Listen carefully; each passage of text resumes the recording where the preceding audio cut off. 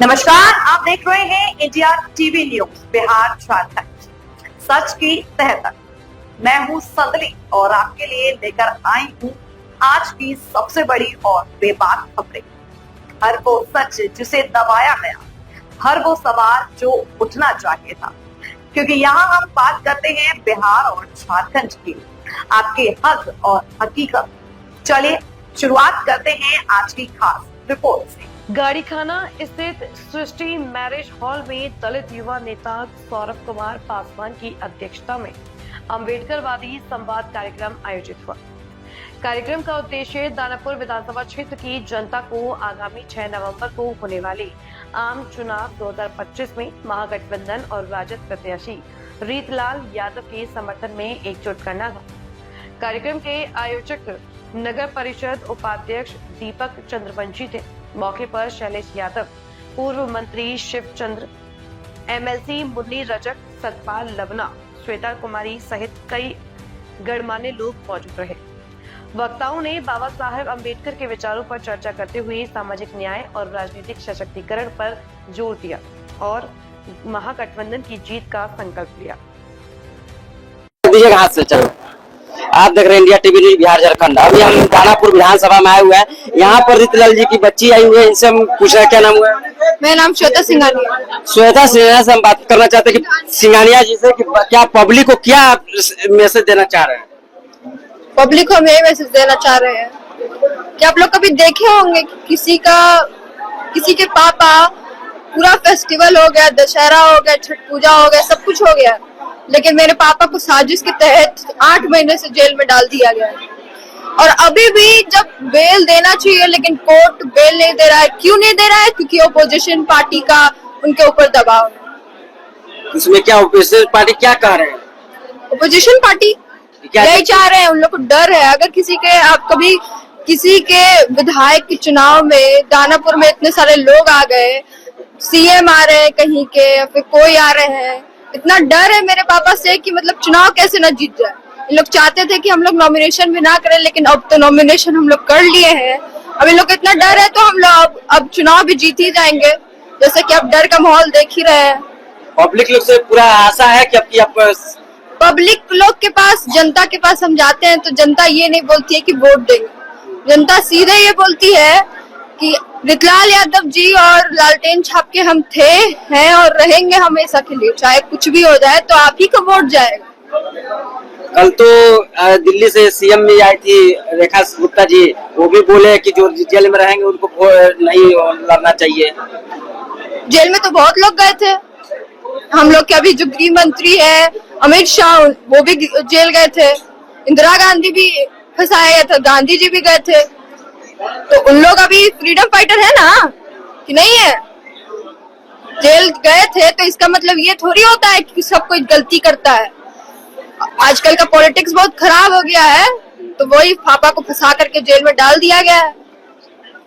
मतलब आपका लगता है कि विपक्ष पार्टी आपके एकदम पूरा सपोर्ट में है कि इनको नहीं जीतने देना है जी। दानापुर विधानसभा से सीट नहीं लाना है जी। लेकिन आपके पिताजी भी तो आए थे, ये बात बोले थे कि राम कृपाल जी भी बाहर के हैं, यहाँ से लड़ रहे हैं, लेकिन 5 बार सांसद भी हो चुके हैं। यहाँ से सांसद होते हुए भी अब वो एमएलए का चुनाव लड़ रहे हैं। सोचिए, सोचने वाली बात है। सांसद होते हुए भी एमएलए का चुनाव लड़ रहे हैं। कुछ तो डर उनका भी बना हुआ है। डर क्या बना हुआ है? कोई डर नहीं है। सांसद जो नहीं, हम लोग को किसी से कोई डर नहीं है। हम लोग का जनता सपोर्ट करने वाले हैं। अगर जनता हम लोग को नहीं सपोर्ट करती, थोड़ा पीछे देख लीजिए घूम करके, इतने सारे लोग नहीं आते। उसके बाद जनता भी बहुत सारे हैं। पब्लिक को दर्शा दिए कि देखिए पब्लिक इनके सपोर्ट में यहाँ पर खड़ा हुए हैं। नहीं, हम दूसरा चीज पूछ रहे हैं, बोल दिया हम जिससे हम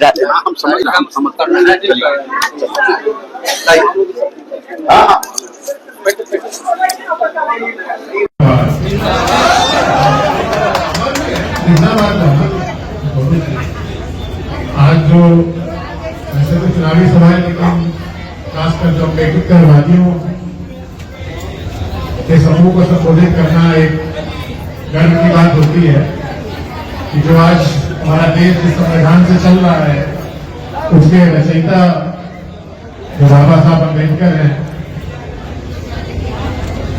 एक दलित समाज से आकर उन्होंने एक ऐसा संविधान बनाया जो आज दुनिया में अमेरिका, इंग्लैंड, फ्रांस, बड़े बड़े देश जो विकसित देश हैं वहां पे भी पढ़ाया जाता है कि भारत का जो संविधान है वो सर्वश्रेष्ठ है, क्योंकि सबसे बड़ा है और उसमें बाकी सभी देशों के संविधान की अच्छी चीजें ली गई हैं और उसके अलावा जो भारत की जो यहाँ विविधता है उसको साथ में लेते हुए एक अनूठा संविधान बनाया गया है।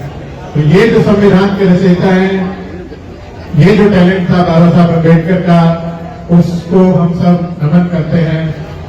और जो मुख्य बातें जो संविधान में पहली बार उन्होंने एक बराबरी का अधिकार को दिया, मौलिक अधिकार का एक कॉन्सेप्ट भारत के संविधान में है। इसके पहले भारतीय समाज में समाज था ऊंच नीच, छुआछूत, भेदभाव, ये सब हमने स्वीकार कर लिया था। कोई इसके खिलाफ आवाज भी नहीं उठाता था। अगर किसी को कुएं से पानी नहीं पिया जाता तो उसका विरोध भी नहीं करता, तो वो उसको अपना यही हमारी नीति है, हमारे कर्म ही खराब है, भगवान के कुछ हमने ही कमी है। पहली बार हमारे समाज से, एक दलित समाज से एक व्यक्ति निकला जो पढ़ लिख के, जिसने देश विदेश में शिक्षा ग्रहण की और अध्ययन किया।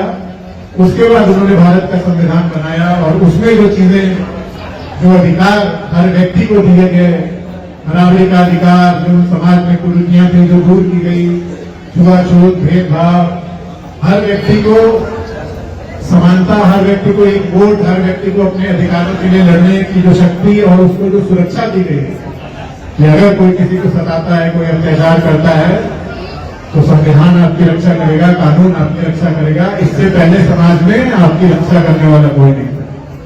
तो इसलिए हम सबको, विशेषकर जो अम्बेडकरवादी लोग हैं, हमें इस विचारधारा का प्रचार समाज में कर रहे हैं।